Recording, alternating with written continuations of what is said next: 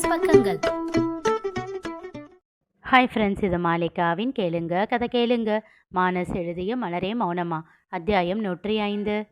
சாகித்யனை வைத்து கொஞ்ச ஆரம்பித்தான் செல்வம். அமைதியாக பார்த்து கொண்டிருந்த மலருக்கு சிறிது நேரத்தில் கோபம் வந்தது. மாமா என்றாள் கடுப்பாக. என்ன ஆச்சு மலரு? என்ன நினச்சிக்கிட்டு இருக்க உன் மனசில்? அவன்கிட்ட என்ன பண்ணிக்கிட்டு இருக்க?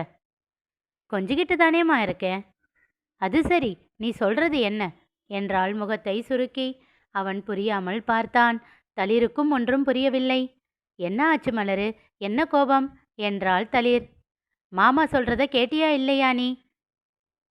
ஆழ்ந்த மூச்சை இழுத்துவிட்டு, என்ன தாண்டி பிரச்சனை உனக்கு என்றான் செல்வம் சலிப்பாக. வேகமாக எழுந்து அவனிடம் வந்தாள். ஏய், பார்த்து பார்த்து மெதுவா. அவளோ அதையெல்லாம் கண்டுகொள்ளாமல் அவன் கையிலிருந்து சாகியை வாங்கினாள். டேய், இங்க பாரு, உங்க பெரியப்பா சொல்றதெல்லாம் கேட்காத. நான் ஒன்றும் உன் பெரியம்மா இல்லை, மலர், மலருன்னு தான் சொல்லணும் என்றாள் மிரட்டலாக. இப்போதுதான் செல்வத்திற்கும் தளிருக்கும் புரிந்தது. சிரித்து விட்டாள் தளிர். செல்வமோ அவளை முறைத்தான்.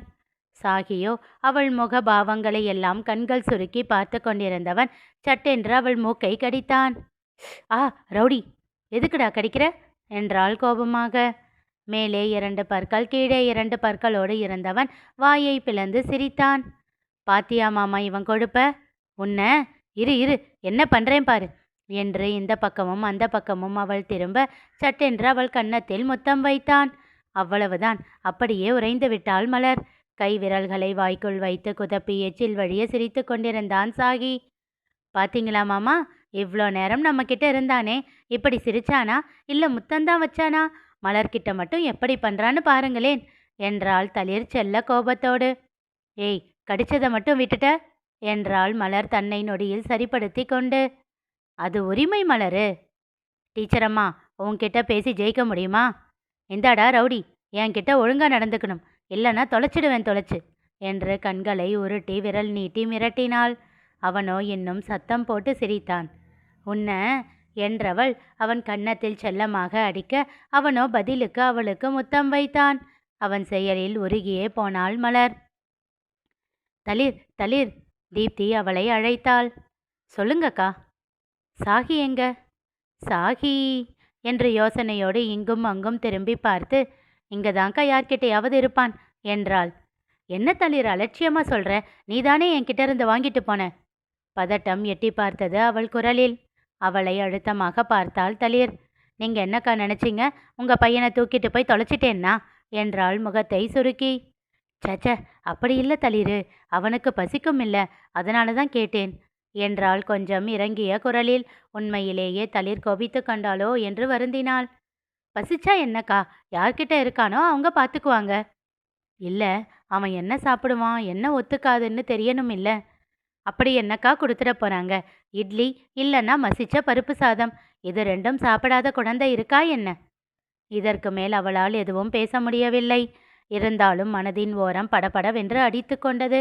பத்திரமாக இருப்பானா, அழாமல் இருப்பானா என்று யோசித்து கொண்டே இருந்தாள். சிறிது நேரத்தில் மலரையும் செல்வத்தையும் வரச் சொல்ல இருவரும் தங்கள் அறையிலிருந்து ஜோடியாக இறங்கி வந்தார்கள். அவர்களை கண்ட தீப்தி திகைத்தாள். ஏனெனில் செல்வத்தின் கையில் இருந்தான் சாகி, அதிலும் ஜிகு ஜிகு என மின்னும் பட்டு உடையில். இவரிடம் உடைமாற்றையெல்லாம் பொறுப்பாக காட்டினானா என்று அவள் யோசித்து கொண்டிருந்த வேளையில் அருகில் இருந்த சேகர் அவள் கையை இறுக பற்றினான். அதில் இருந்த நடுக்கத்தை உணர்ந்து, என்னாச்சு சேகர் என்றாள். அது சாகி கழுத்துல என்றான். அவள் அவன் கழுத்தை பார்க்க அங்கே புதியதாக ஒரு செயின் இருந்தது. யாரோடது அது என்றாள்.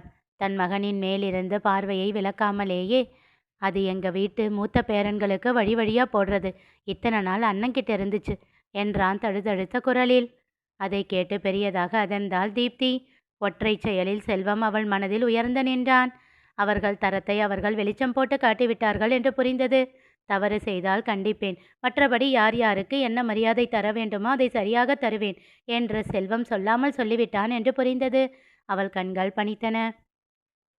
சிறு குற்ற உணர்வோடு செல்வத்தை பார்த்துவிட்டு மலரை பார்க்க இவள் பார்த்ததும் வேண்டுமென்றே முகத்தை திருப்பிக் கொண்டாள் அவள்.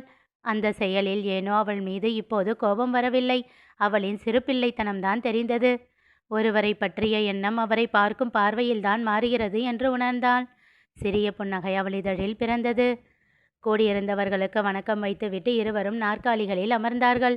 செல்வம் மடியில் சாகியை அமர்த்தி கொள்ள அவனோ அவன் மேல் ஏறி எம்பி திரும்பி என மலரிடம் செல்ல முயற்சித்தான். அமைதியா பெரியப்பா மேல உட்காரு என்று அவள் அதட்ட அவனோ அவளை அடித்தான். பாரா, எங்க மலரையே மிரட்ட ஒருத்தன் வந்துட்டான் என்று சிரித்தார் அமுதா. அவரை முறைத்துவிட்டு அவனிடம் திரும்பி ரவுடி பயலே என்றாள். அவனோ இப்பொழுது பொக்கை வாய் திறந்து சத்தமாக சிரித்தான். அதனை சிறு பயத்தோடு பார்த்தார் தங்கமணி. தீப்தியை அழைத்து குழந்தையை வாங்கி கொள்ளச் சொன்னார். அழகாக சிரித்து விளையாடியபடி இருப்பவனை ஏன் வாங்கச் சொல்கிறார் என்ற லேசாக வருத்தம் பிறந்தாலும் அவர் பேச்சை தட்ட முடியாமல் சென்று தூக்கி கொண்டு வந்து விட்டாள் தீப்தி. இங்க இத்தனை பேர் இருக்காங்க, ஒருத்தர் கண்ணு மாதிரி இருக்காதுமா, திருஷ்டிப்பட்டுடும் என்றார். அவரின் எண்ணம் புரிந்து சமாதானமானாள் தீப்தி. மலருக்கு கன்னத்தில் சந்தனம் தடவி குங்குமம் வைத்து முதலில் தங்க வளையல்களை அணிவித்தார் தங்கமணி. அதன் பிறகு அமுதா அணிவிக்க அடுத்து சங்கரி அணிவித்தார். சரண்யா அணிவிக்க வர உடன் புவனேஷும் வந்து நின்று வாழ்த்தினான். என்ன அண்ணி, எங்க அண்ணனை முந்தானையிலேயே முடிச்சு வச்சுக்கிட்ட போல உன் பின்னாடியே சுத்துறாரு என்றாள் குறும்பாக. அதை கேட்டு முகம் சிவந்து போனாள் சரண்யா. செல்வம் இருவரையும் பார்த்து சந்தோஷம் கொண்டான். அடுத்தடுத்து எல்லோரும் கண்ணாடி வளையல்களை அணிவித்து வாழ்த்தினர். வந்தவர்கள் அனைவருக்கும் 5 வகை கலவை சாதங்களோடு வகைத்தொகையாக பெரிய விருந்து ஏற்பாடு செய்யப்பட்டது. சூர்யாவும் சாம்பவியும் கூட ஆசையாக வளையல் போட்டு விட்டனர். ஏன், கணேஷும் கூட மலருக்கு நான் போடலாமா என்று உரிமையாக வந்து போட்டுவிட்டான். தளிரும் கூட சந்தனம் குங்குமம் இட்டு வளையல் போட்டுவிட அவள் அருகில் நின்றிருந்த செந்தில் மலரையே பார்த்து கொண்டு இருந்தான். நீ கூட வளையல் போடலாம்டா, வா என்று தன் கையை நீட்டினாள். நான் கடைசியா போடுறேன் என்றவனை கண்கள் சுருக்கி பார்த்தாள். எல்லாரும் ஆச்சா, இன்னும் யாரும் இல்லையே என்றார் அமுதா.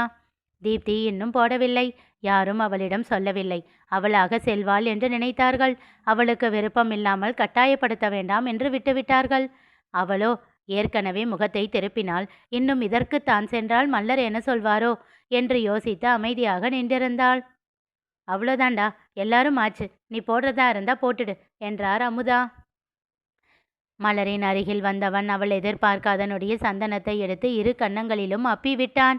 டேய் எரும மாடு, இதுக்கு தான் கடைசியானு சொன்னியா என்று கத்தியபடி அவன் முடியை பிடித்து இழுத்து முதுகில் அடிக்கத் தொடங்கினாள். அவளிடம் இருந்து தப்பித்து இன்னும் சந்தனத்தை அள்ளி பூசினான். ஐயோ, மலரோட முகத்தை படவைங்க, எல்லாம் கரையாகிடும். தளிரின் சத்தம் எல்லாம் அவர்கள் இருவரின் காதிலும் விழவே இல்லை. அப்படி ஒரு அடிதடி நடந்து கொண்டிருந்தது. செல்வமோ அருகில் அமர்ந்து அதனை ரசித்து கொண்டிருந்தான். தீப்தியும் அவர்களை வைத்த கண் வாங்காமல் பார்த்து கொண்டிருந்தாள். அன்று சண்முகம் சொன்னதுதான் ஞாபகத்திற்கு வந்தது. சேகரை பார்க்க அவன் இதையெல்லாம் கண்டுகொள்ளவே இல்லை. அவனுக்கு பழகிய விஷயம்தானே. ஏனோ தான் மட்டும் தனித்து இருப்பதை போல் உணர்ந்தாள். சரி சரி, லாஸ்ட்டு 1 மட்டும், இதோட நிறுத்திக்கலாம் என்று உடன்படிக்கைக்கு வந்தான் செந்தில். லாஸ்டாவா? இன்னும் எங்கடா என் முகத்தில் இடம் இருக்கு என்று பொங்கினாள் மலர் கோபமாக. இருக்கே என்று சிரித்தவன் சந்தனத்தை தன் விரலில் எடுத்து அவள் மூக்கில் வைத்தான். ஆ, எதுக்குடா என் மூக்கு மேலேயே கண்ணா இருக்கீங்க? இப்போதான் ஒரு ரவுடி பையன் என்னை கடிச்சு வச்சான், எங்க அவன் என்று திரும்பி தேட தீப்தியின் கையில் இருந்தான் சாகி. டேய், போய் அவனை தூக்கிட்டு வா என்றாள். அவனோ கேட்டும் கேட்காதது போல் இருக்க, போன்னு சொன்னேன் என்றாள் மிரட்டலாக. அப்போதுதான் எல்லோரும் கவனித்தார்கள். வந்ததிலிருந்து செந்தில் அவர்கள் இருவரிடமும் ஒரு வார்த்தையும் பேசவில்லை என்பதை. அதை சரி செய்யவே மலர் இதை செய்கிறாள் என்றும் புரிந்தது. அவன் அசையாமல் அப்படியே இருப்பதைக் கண்டு, செந்தில் போ என்று மீண்டும் அதட்டினாள். என்று சலித்து கொண்டே எழுந்து தீப்தியிடம் சென்றான். கொடுங்க என்று கையை நீட்டினான். தன் முகத்தை நிமிர்ந்து கூட பார்க்காதவனின் செயலில் மலருடன் அவனுக்கான பிணைப்பு புரிந்தது. அவள் குழந்தையை தரவில்லை. செந்தில் இப்பொழுது அவள் முகம் பார்க்க அவளோ அவனிடம் இருந்து பார்வையை மலரிடம் மாற்றினாள். இவள் பார்த்ததும் அவள் திரும்பிக் கொண்டாள். இனி நிகழப்போவது என்ன தெரிந்து கொள்ள தொடர்ந்து கேளுங்க. கதை கேளுங்க. மீண்டும் சந்திப்போம்.